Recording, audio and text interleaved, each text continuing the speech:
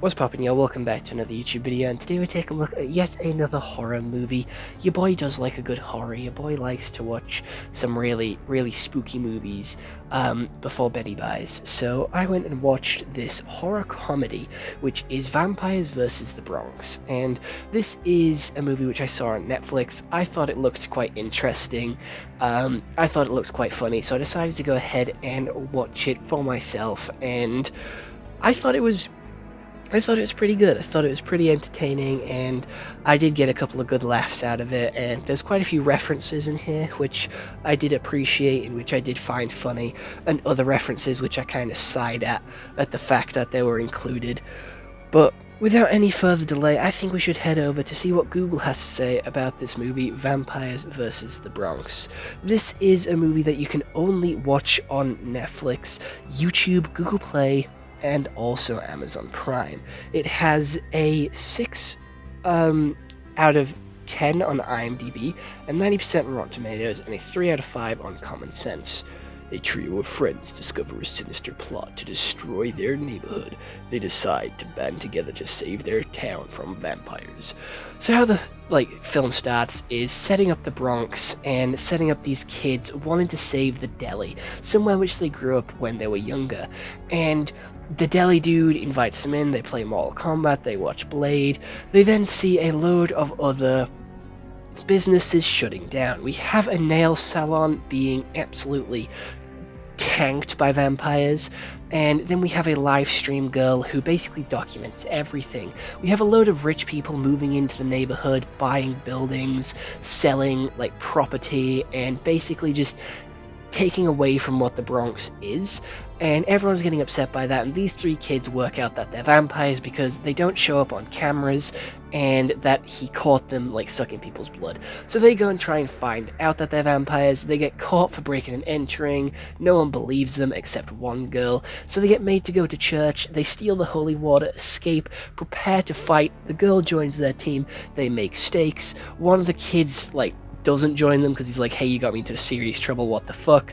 So he joins a gang, but the gang was actually, paid to kill his mates. So he goes to warn his mates. Their deli guy friend gets eaten by vampires. They get sad. They decide to get revenge. The parents now believe them that the vampires exist, and the parents start to prepare to fight back as well. These kids head into the base, take out a good 3-4 vampires, manage to escape, and then the whole Bronx comes together to take out the last 2 vampires. The kids are known as heroes. They have the party to celebrate that guy who died, and that's where the movie ends. And I'm going to be honest, it was a very fun movie. It was exciting to watch. The plot line is something that I haven't really seen before, or haven't really picked up on. Vampire movies aren't too common, I'm going to be honest, but movies like this, where it's oh, they're trying to push us out of our home, do exist quite often, but with a vampire format, I quite enjoyed it. It was a different spin on it. It definitely made it unique, and it definitely made it stand out compared to other movies of the same sort of type. And I do love a good vampire thing. It set up the vampire rules very well, with a montage of the kids learning from Blade, and I thought that was going to be a setup for a joke where these vampires are going to be nothing like what they are in the movies, and I feel like that was a missed opportunity to create some more conflict in the movie. However, it would have made them have to come up with something a little bit more unique for their vampires. Fair enough, the vampires don't like garlic. They explode when they come into contact with holy water, and it boils when they're near. You can stab them with a stake. You can protect yourself with a crucifix. All the basic vampire shit that everybody knows. It would have been cool to see it not work, or at least one of them not work, and be like, hey, that's a myth, what the fuck? Get a quick gag out of it. I thought that would have made it a little bit more interesting than just the kids watching a movie and the movie being 100% accurate to their situation. Especially Blade of all movies, I feel like they would have had some better potential where the vampires could have had a different weakness, where maybe instead of a stake through the heart or garlic, it could have been something a little bit different to make their vampires just stand out. It could have literally been anything.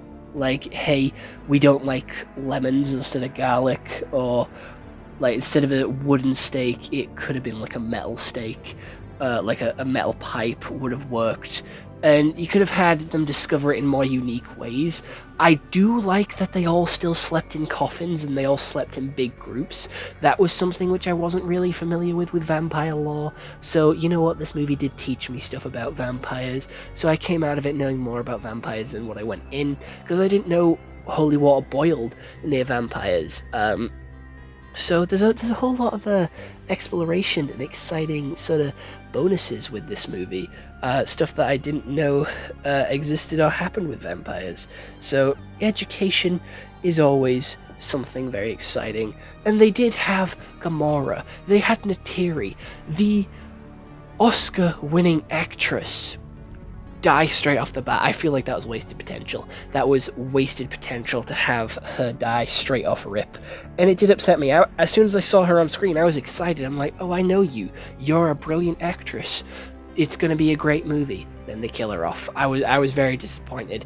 I was very upset that they killed off the deli guy as well. I don't remember his name, unfortunately.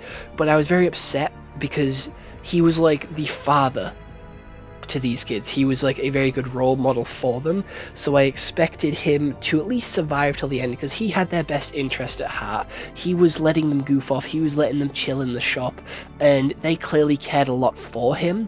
I just feel like the kids' reactions to his death wasn't as good as what I expected it to be, and it definitely felt rushed compared to what it could have been. Like, they didn't spend as much time on it until the very end of the movie, which was a little upsetting given how big of a role he played in their lives and how meaningful he was made to be throughout the beginning of the movie. I just feel like a little bit more time could have been spent on him, and a little bit more time could have been taken to, you know, expand his death a little bit. The kid going into the gang also feels quite meaningful, and they did try and have him have his realization arc where this dude is a bad guy and I really shouldn't be involved with this, but that also felt rushed. To have him save his friends from said gang. I feel like they could have had him do a little bit more. Yes, they gave him a gun, and then he was like, yo, I don't want any part of this.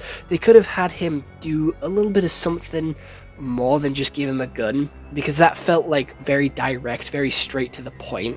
I feel like they could have been a little bit subtle, a little bit more sort of experimental with it, where it's like him doing shitty jobs that gradually get worse, and then have him realize, like, shit, yeah, I've been doing like crappy shit, I don't want to do this anymore, my friends need me, let's go and stop the vampires and save home.